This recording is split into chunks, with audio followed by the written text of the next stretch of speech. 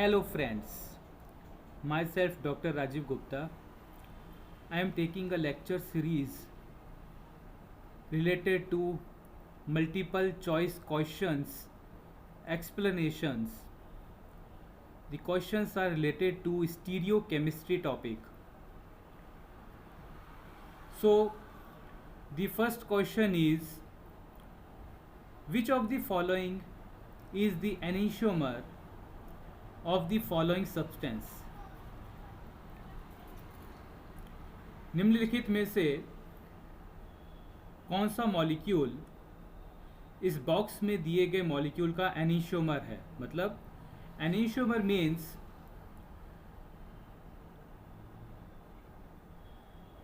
what are the enantiomers? If two molecules or two structures are mirror image of each other, or we can say if two compounds are mirror image of each other and these both mirror images are not superimposable on each other, then we say that these two isomers are enantiomers to each other. So here the three structures are shown: first structure, second structure, third structure. Which structure is that type of mirror image which is not superimposable with this? So how we can check these structures? हम इनको कैसे check कर सकते हैं? तो सबसे पहले हमको क्या देखना होगा कि यहाँ पर जो मॉलिक्यूल दिया गया है और ये जो 1, 2, 3 ये तो तीनों की तीनों मॉलिक्यूल या स्ट्रक्चर्स यहाँ पर दिए गए हैं, वो तीनों की तीनों स्ट्रक्चर्स एक किरेल हैं और ये बॉक्स के अंदर दिया गया मॉलिक्यूल भी एक किरेल है। एक किरेल अर्थात ऑप्टिकली इनएक्टिव है, मीन्स इस मॉलिक्यूल में एक भी किरेल सेंटर प्रेजेंट नहीं है। तो इसमें जो ये सेंट्रल कार्बन एटम है वो एक किरेल कार्बन है, क्योंकि यहाँ पर दो हाइड्रोजन एटम्स एक ही कार्बन एटम से जुड़े हुए हैं।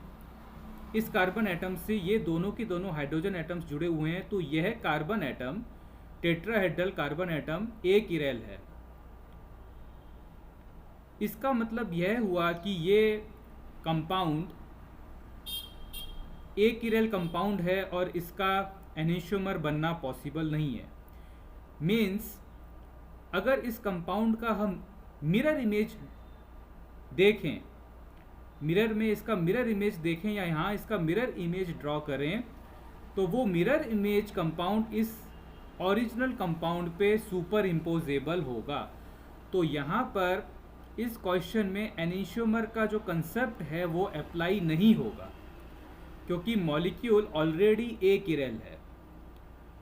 तो न तो कंपाउंड 1, न कंपाउंड 2 और न ही कंपाउंड 3, तीनों में से कोई भी इसका एनीशोमेरिक फॉर्म नहीं हो सकता, क्योंकि ये सभी की सभी कंपाउंड्स एक किरेल हैं। तो यहाँ पर ऑप्शन ए, बी, सी नहीं हो सकते, ऑप्शन ई भी नहीं हो सकता। यहाँ पर करेक्ट ऑप्शन होगा option D, means it does not have a non superimposable enantiomer, क्योंकि ये मॉलिक्यूल एक किरेल मॉलिक्यूल है। तो answer is D. Now next question, which of the following molecules is a chiral? तो हमको क्या find out करना है इसमें कि इन 5 स्ट्रक्चर्स में से ऐसा कौन सा मॉलिक्यूल है जो एक किरेल है, या कह सकते हैं कि ऑप्टिकली इनएक्टिव है।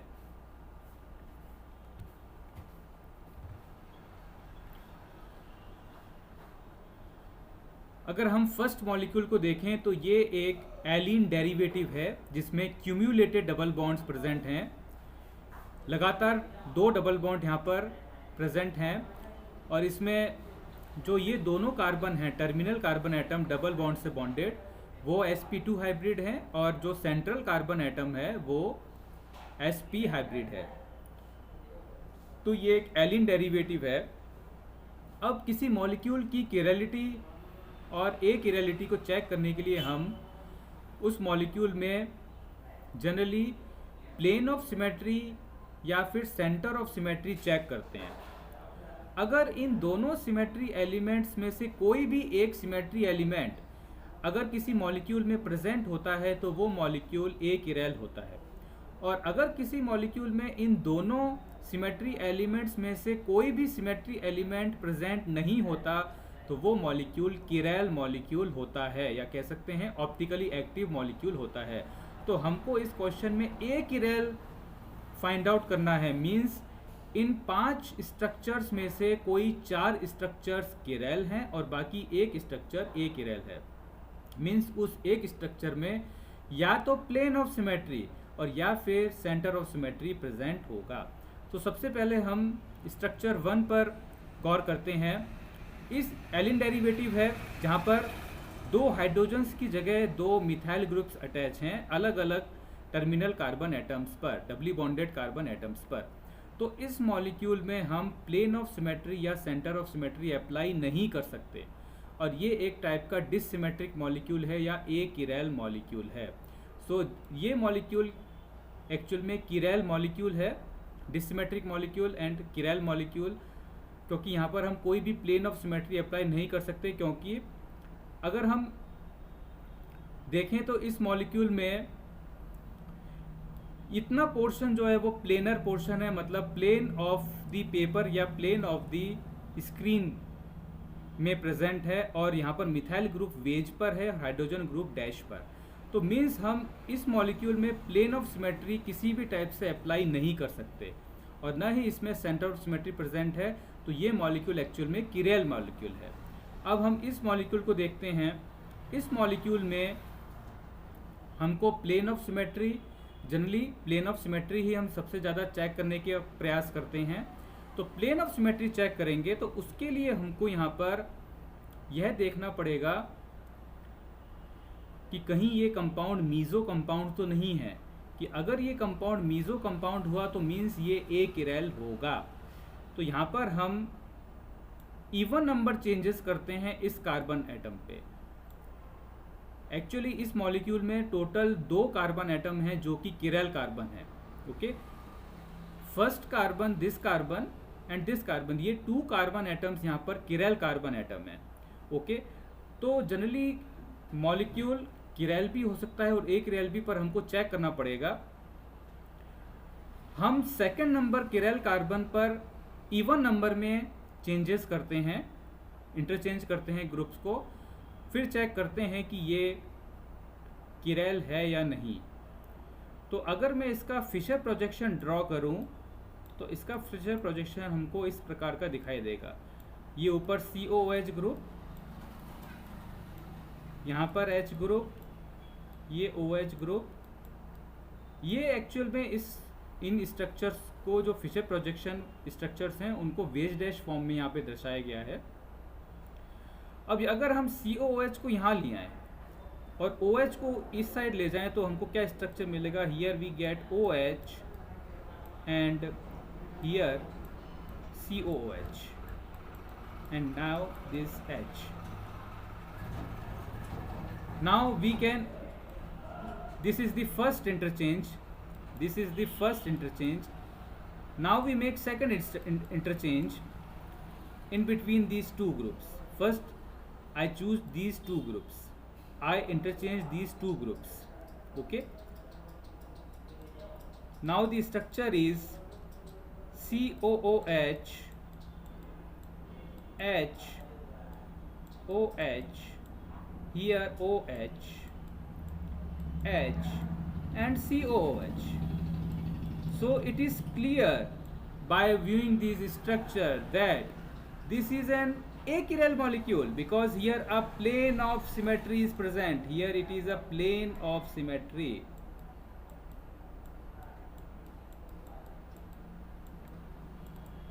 Okay, so this molecule, this second structure is achiral. So obviously we can put this answer. Now we again check these remaining 3 molecules. In this third molecule, this carbon atom or tetrahedral carbon atom is a chiral carbon because all the four groups are different. All the four groups which are directly attached to this tetrahedral carbon atom are different. So this molecule is obviously a chiral molecule because a molecule which contains one chiral center will always be chiral. Now if we check this molecule, now we can make this type of even changes as we made here. When we make these even changes, then we will get these OH groups at opposite side.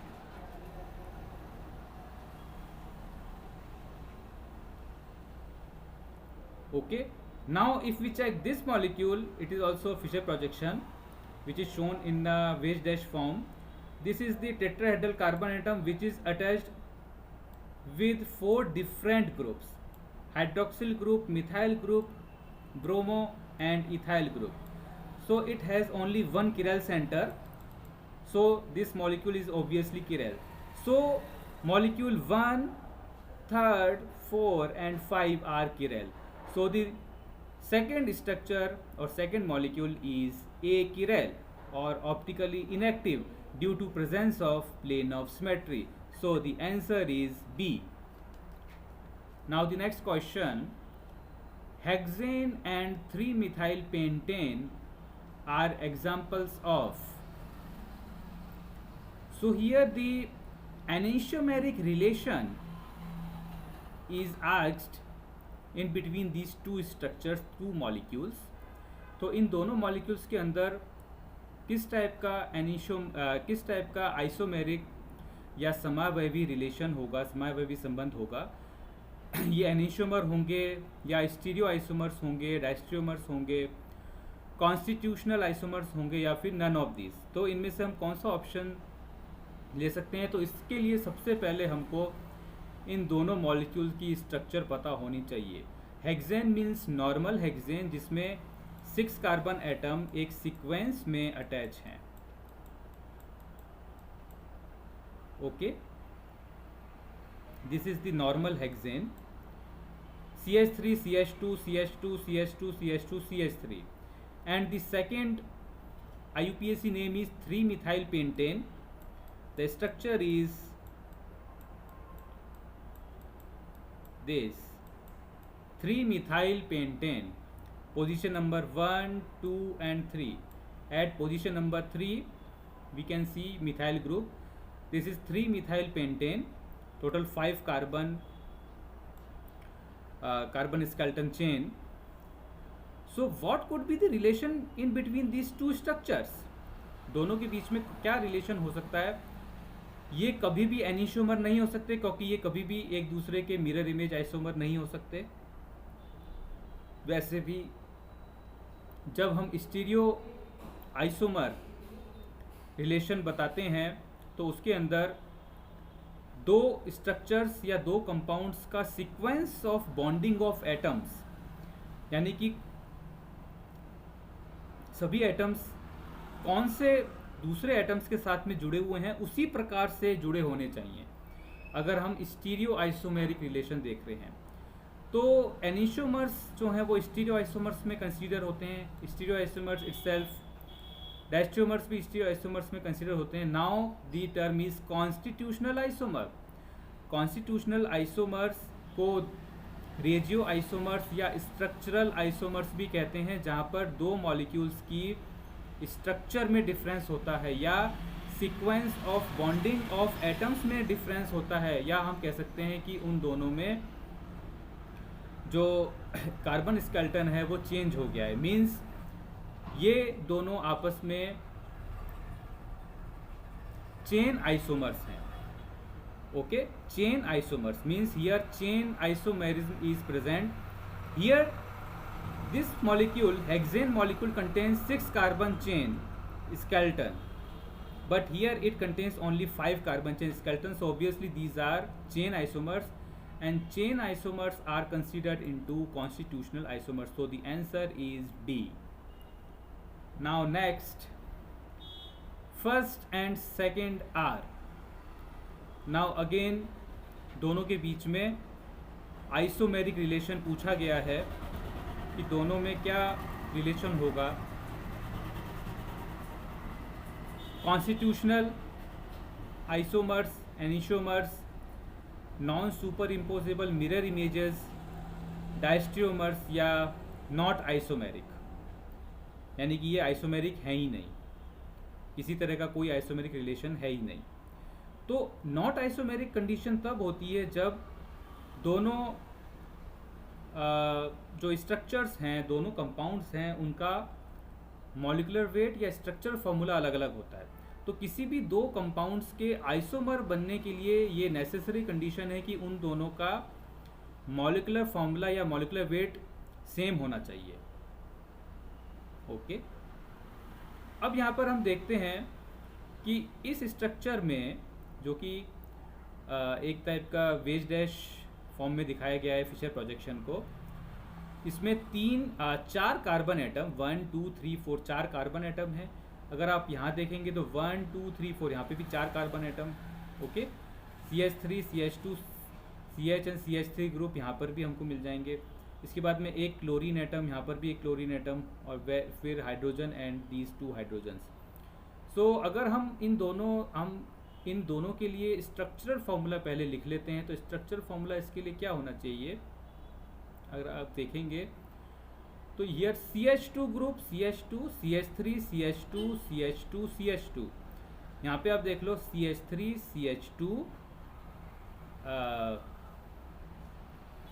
this is CH3 CH2 CH2 CH2, and here CH3 CH2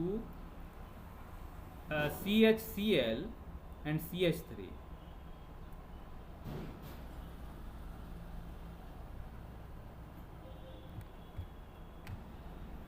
okay, in compounds में देखिए यहाँ पर जो एक hydrogen कम हुआ है, वो एक हाइड्रोजन जो यहाँ पर कम हुआ है वो एक यहाँ पर एक्स्ट्रा इन्वॉल्व हो गया है। तो जब क्लोरो ग्रुप को हमने यहाँ से हटाकर इधर रखा, तो मिथाइल ग्रुप को हमने हटा के यहाँ रख दिया। ओके, तो एक्चुअल में इन दोनों का अगर हम स्ट्रक्चरल मॉलिक्यूलर फॉर्मूला देखेंगे, तो मॉलिक्यूलर फॉर्मूला दोनों का ही सेम है। अगर आप मॉलिक्यूलर फॉर्मूला देखेंगे तो क्या होगा, C4 1 2 3 4 4 carbon atoms, here 1 2 3 4 carbon atom, C4, then H hydrogen 3 4 5 6 7 8 9 and Cl। अगर आप इसका देखेंगे तो यहाँ पर भी यही आएगा, 1 2 3 4 4 कार्बन एटम्स, हाइड्रोजन्स देखेंगे 2 3 4 5 6 7 8 9 एंड 1 क्लोरीन। मीन्स ये दोनों के दोनों आपस में आइसोमर्स हो सकते हैं, लेकिन इस कंपाउंड में जो क्लोरीन एटम है वो सेकंड नंबर पोजीशन से अटैच है। अगर हम नंबरिंग करें तो नंबरिंग कैसे होगी, यहाँ पे 1 नंबर, IUPAC नंबरिंग 2 3 एंड 4, 1 2 3 4। तो इसका अगर हम IUPAC नाम बताएं तो क्या होगा, 2 chlorobutane. Okay, this is 2 chlorobutane. लेकिन अगर हम इस मॉलिक्यूल का अगर हम IUPAC नेम लिखें तो नंबरिंग कहाँ से स्टार्ट होगी, जहाँ पर क्लोरीन एटम सबसे पास है इस कार्बन स्केलेटन के, 1 2 3 4, this is 1 chlorobutane. So obviously ये दोनों की दोनों जो हैं वो आइसोमर्स तो हैं, लेकिन दोनों की दोनों कॉन्स्टिट्यूशनल आइसोमर हैं, क्योंकि यहाँ पर पोजीशन चेंज हो गई। एक बार वो सेकंड नंबर पोजीशन पे है और दूसरे में फर्स्ट नंबर पोजीशन। सो ये दोनों के दोनों कंपाउंड्स पोजीशनल आइसोमर्स हैं। दीज आर पोजीशनल आइसोमर्स, और पोजीशनल आइसोमर्स भी कॉन्स्टिट्यूशनल आइसोमर्स में इन्वॉल्व होते हैं। तो ये ना तो एनिसोमर होंगे, ना ही non superimposable mirror images, ना ही डायस्ट्रियोमर्स, और न ही इसमें ऑप्शन ई होगा। तो ऑप्शन क्या होगा, that is A, these are constitutional isomers. Now the fifth question is pairs of enantiomers are. तो हमको यहाँ पर पेयर्स बनाने हैं एनिसोमर्स के।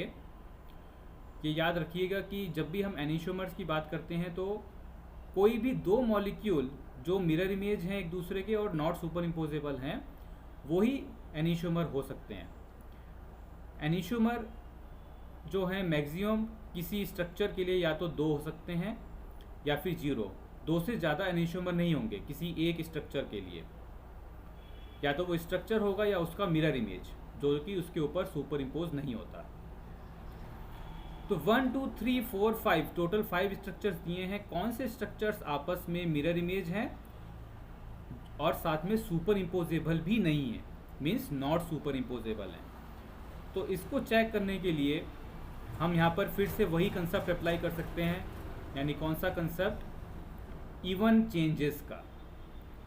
ओके, इवन चेंजेस का कंसेप्ट यहाँ पे हम अप्लाई कर सकते हैं।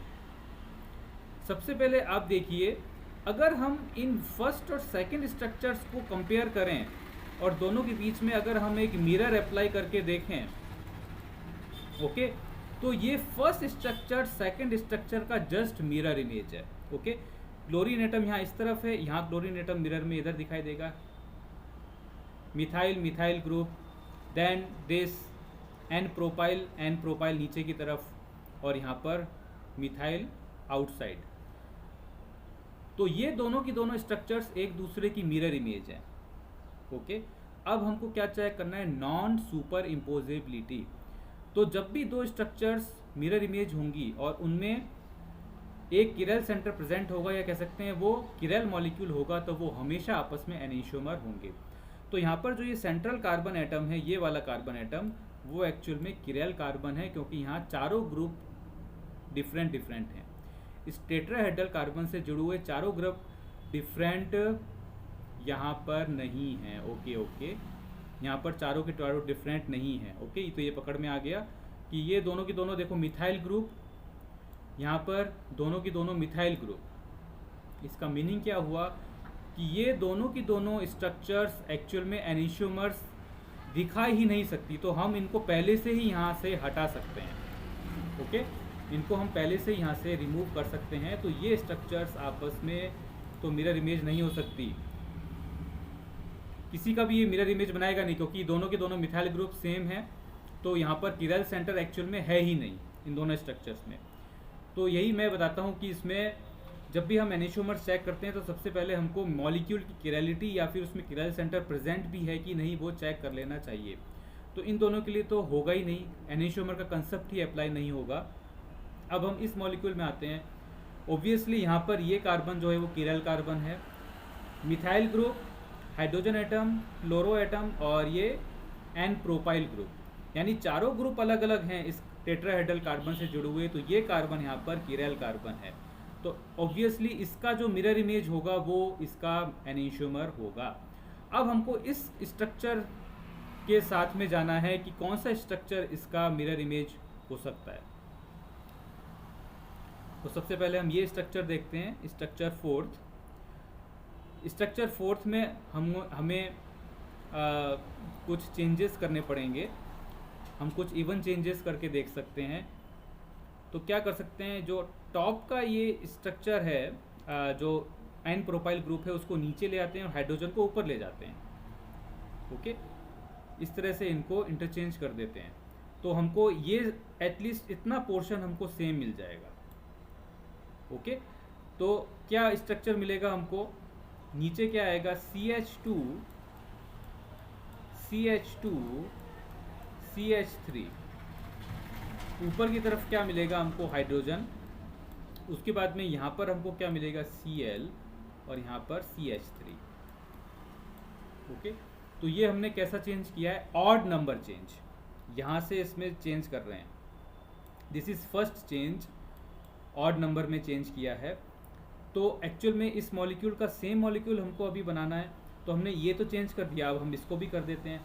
क्लोरीन को आप यहाँ पे ले लो और मिथाइल को आप इधर ले जाओ। ओके, तो हमको क्या मिलेगा यहाँ पर,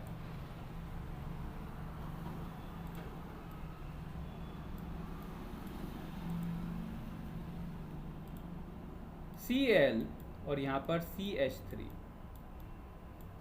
अब आप देखिए इन दोनों स्ट्रक्चर्स को अब ये देखिए, ये जो स्ट्रक्चर मैंने अभी बनाया, जो मैंने इवन चेंज से बनाया, यानी फर्स्ट चेंज किया उसके बाद सेकंड चेंज फिर किया, ठीक है ना। पहले मैंने इन दोनों को इंटरचेंज किया और उसके बाद मैंने इन दोनों को इंटरचेंज किया, यानी इवन नंबर चेंज। कोई भी दो ग्रुप चूज करके इवन नंबर चेंज किया तो मेरे को ये स्ट्रक्चर मिला। तो एक्चुअल में ये जो स्ट्रक्चर है वो एग्जैक्टली सेम है इस स्ट्रक्चर के, क्योंकि जब भी हम किसी एक किरल सेंटर पे इवन नंबर में चेंज करते हैं तो हमको एग्जैक्टली सेम कॉन्फ़िगरेशन मिलता है, सेम ही स्ट्रक्चर मिलेगा। तो ये दोनों स्ट्रक्चर एक्चुअल में आइडेंटिकल है। अब हमको कंपेयर करना है इन दोनों के बीच में, यानी स्ट्रक्चर थर्ड और स्ट्रक्चर फोर्थ, ठीक है ना, स्ट्रक्चर 3 एंड स्ट्रक्चर 4, और स्ट्रक्चर 4 को हमने इस फॉर्म में कन्वर्ट कर लिया है। अब आप देखिए ये जो स्ट्रक्चर है स्ट्रक्चर 4 वो स्ट्रक्चर 3 का मिरर इमेज है। ओके, अगर आप इसको उठा के यहाँ रख देंगे तो ये जस्ट इसका मिरर इमेज आपको दिखाई देगा कि क्लोरीन एटम यहाँ इस तरफ है अंदर की तरफ, तो यहाँ भी क्लोरीन एटम इसके पास की तरफ ही है। ये आउटसाइड है तो यहाँ इधर आउटसाइड है, और ये ऊपर नीचे है, ऊपर हाइड्रोजन नीचे ये। मीन्स क्या हुआ कि स्ट्रक्चर 3 और स्ट्रक्चर 4 आपस में एनीशोमर हैं। Okay, structure 3 and structure 4 these are enantiomers. Okay, तो ऑप्शन क्या होगा यहाँ पर? सी। ये तो पहली कट हो गया कि 1 और 2 तो हो ही नहीं सकते, ठीक है ना, 1 और 2 तो पॉसिबल ही नहीं है। यहाँ पर ये तो आएगा ही नहीं क्योंकि ये एक हमको मिल गया, ठीक है ना, एक हमको मिल गया ऑलरेडी। तो और ऑप्शन डी अगर चेक करें तो ऑप्शन डी में क्या है? 4 एंड 5। अगर 4 और 5 को आप चेक करना चाहो तो चेक कर सकते हो, ठीक है ना। अगर आप चेक करोगे तो मे बी मुझे लगता है कि ये होमोमर्स मिलेंगे, दोनों की दोनों एग्जैक्टली सेम मिलेंगे, क्योंकि हमको पहला एक ऑप्शन तो मिल गया, थर्ड एंड फोर्थ, तो ऑब्वियसली ये ऑप्शन अब नहीं होने वाला। तो ऑब्वियसली यहाँ पर करेक्ट ऑप्शन जो है वो सी होगा। Now next question, chiral molecules are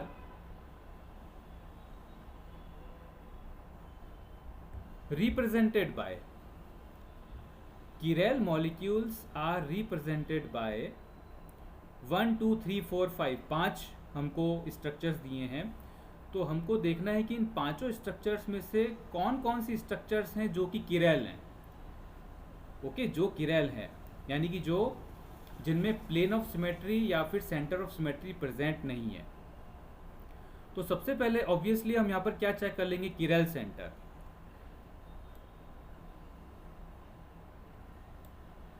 methyl group और मिथाइल ग्रुप दोनों सेम जुड़े हुए हैं तो ये किरल सेंटर नहीं होगा, मतलब ये स्ट्रक्चर किरल नहीं है। उसके बाद में देखिए अगेन यहाँ पर दोनों मिथाइल ग्रुप हैं तो ये स्ट्रक्चर भी किरल नहीं है। उसके बाद में इस स्ट्रक्चर में आइए, इस कार्बन एटम से जुड़े हुए चारों ग्रुप अलग अलग हैं, methyl, hydrogen, chlorine and ethyl, चारों, तो ये वाला स्ट्रक्चर किरल है।